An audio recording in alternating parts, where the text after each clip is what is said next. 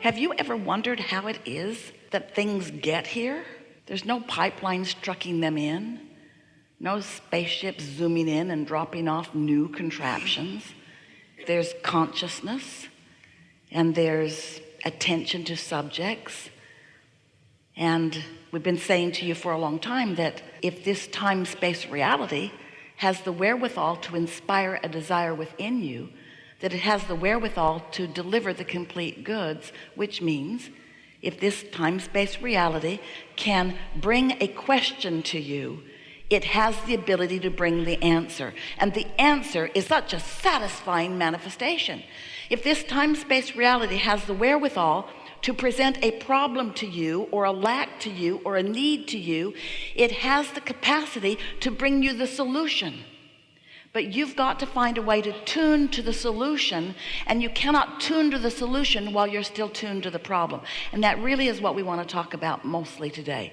How is it that this vibrational reality that is vivid, we know you cannot see it, but you can sense it. But as we said earlier, it is subtle. You have to tune yourself to understand the subtleties of it. But once you hone in on it, then you will have control of your turning thoughts to things, because these vibrations will turn to thoughts, and these thoughts will turn to things, and these things will be your new manifestation. It's always been that way. It will always be that way. Most people do not understand that, and therefore most people just keep objectively observing the pros and the cons and the pluses and the minuses of what is, never having any real understanding that they are creating reality all the time. Creating a reality that for the most part they are very slow to tune into, and therefore are very slow to personally realize. We want you to feel and to utilize deliberately the leverage of alignment. That's the thing that we really want to talk about, because this reality that you are observing is really old news. Because once something is manifested, a whole lot of energy has already been flowed about it. And so anything that you are currently looking at, hear this, we've not said this to anyone as clearly as we are about to say it to you. As you look at the current manifestation, and think about it, every moment is a current manifestation, isn't it? It's a manifestation where you're perceiving. It's a manifestation where you are acknowledging something that is. You're seeing it and hearing it and smelling it and tasting it and touching it. In every moment that you are doing that, you are launching new rockets of desire. In every moment, there is resistance that you are observing, which is giving you the basis for the continued evolution and expansion that is you. Did you follow that?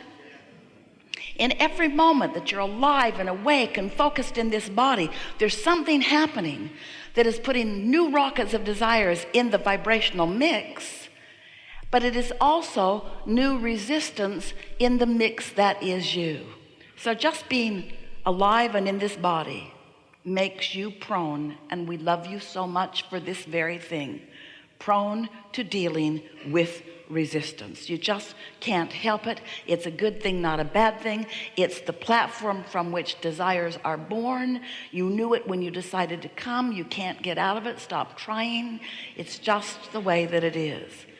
But you intended to spend a much smaller percentage focused in the now reality in the resistant phase.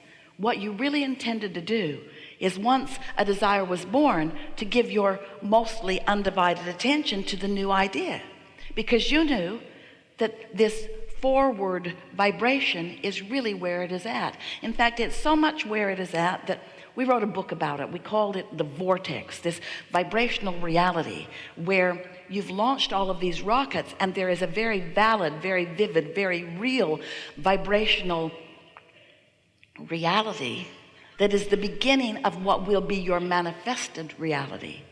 For example, if you don't have enough money and you want more money, and you don't have enough money and you want more money, and you don't have enough money and you want more money, you've created a vibrational fortune.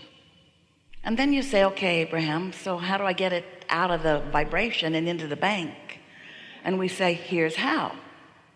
You tune to the vibrational frequency of the currency rather than to the vibration of the not enoughness that you may be living.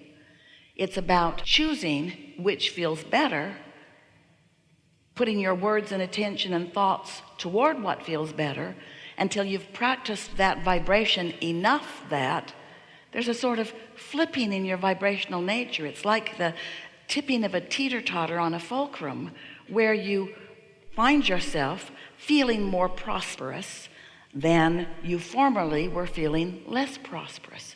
And when that feeling shifts within you, you can know that your point of attraction has too. And then the manifestations that you begin walking into have more of the things that you want.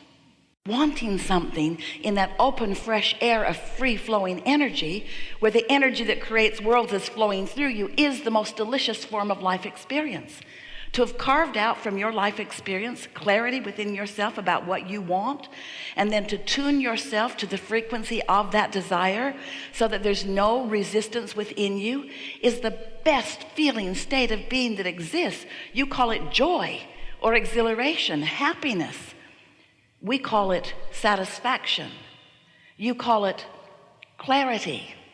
We call it satisfaction. You call it happiness. We call it satisfaction. You call it joy and appreciation and love, and we call it satisfaction, satisfaction, satisfaction. Because when you tune yourself to who you are so that you are not affecting any contradiction within you, when you stop that resistance and just allow all that you are to flow toward that which you're asking for, that's the satisfaction of life that you came to live. Often you say, I came to be of value to others, and we say, we know you came for that satisfaction.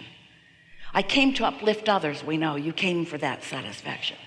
I came to help others. Yes, for that satisfaction. Sometimes we are accused of teaching you selfishness, and we say, it's true, we do.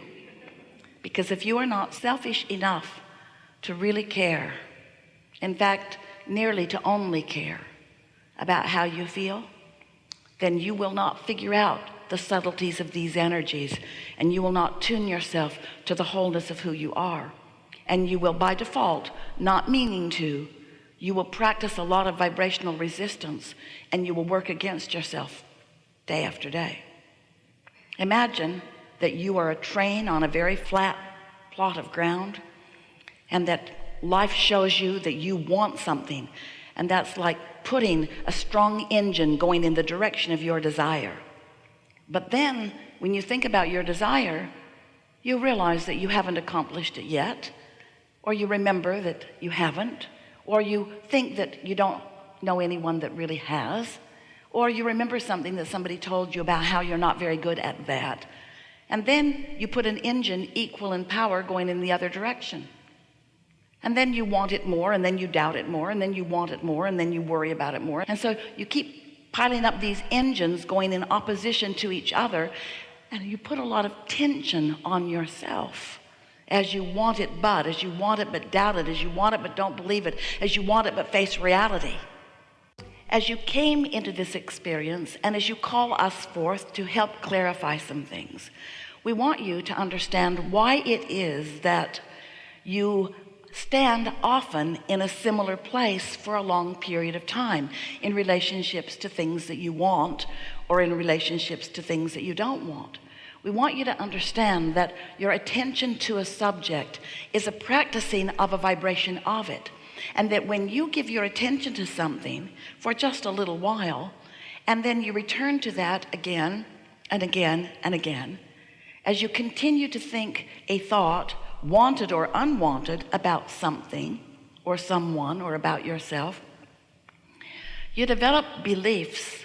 A belief is only a thought that you continue to think, that represent a very strong part of your point of attraction that you just can't get around. In other words, the universe is delivering to you all day, every day, evidence of what you think. Well, now many would say, well, then that's good, because what I believe is true. In the early days when Esther began receiving us, She was very excited about the idea of now being able to sort out what was true and what was not true. And we said to her, Esther, it would be better if you would realize that when you believe something, whether it is wanted or not, it's only a practice thought that will keep proving itself to you. So the proof is because of the attention to it, not because there's some greater consciousness or greater good who is in agreement with this. There are all kinds of things that are true that you do not want to live and don't need to live. But your attention to these things that you pronounce as truth and therefore worthy of my undivided attention holds you in holding patterns that you need not be in. So the way it works is when you have a personal experience and you identify that you do not want something, you emanate a vibration about what you do want, even if you are not clear enough to say it in words. And we've been calling that step one of the creative process, because when you know what you don't want, you know what you do want. And in knowing what you do want, you are literally asking for the improvement, asking for what you do want. And when you ask, it is always given immediately, because the non-physical part of you, what you call source or God, is focused with you upon what you are asking for. So there is a huge vibrational influx of attention to your newfound desire.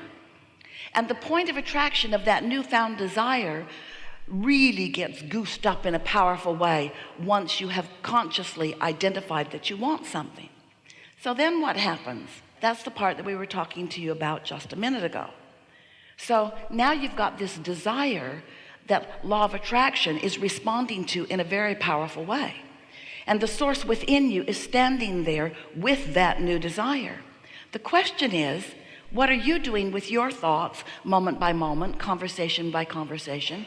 What are you doing with your thoughts? Are you in tune with your desire, or are you, like so many people, still justifying why you want the desire by pointing out to yourself what's wrong with not having it? Which are you tuning to? Are you tuning to the more money you're asking for, or are you tuning to the not enough money that has caused you to ask? And you can tell by the way you feel which end of that stick.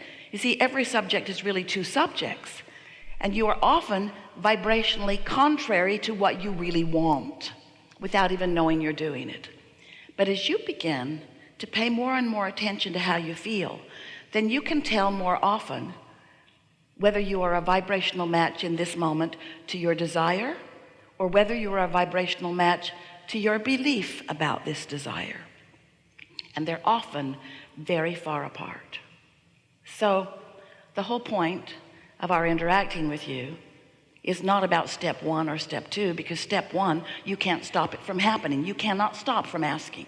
And step two is you can't keep source from answering. In other words, those steps are already taken care of. But step three is your work. Step three is to listen to the subtleties of the emotions within you, so that you can gradually guide yourself to more and more thoughts about what you do want, so that your desires begin to feel good to you.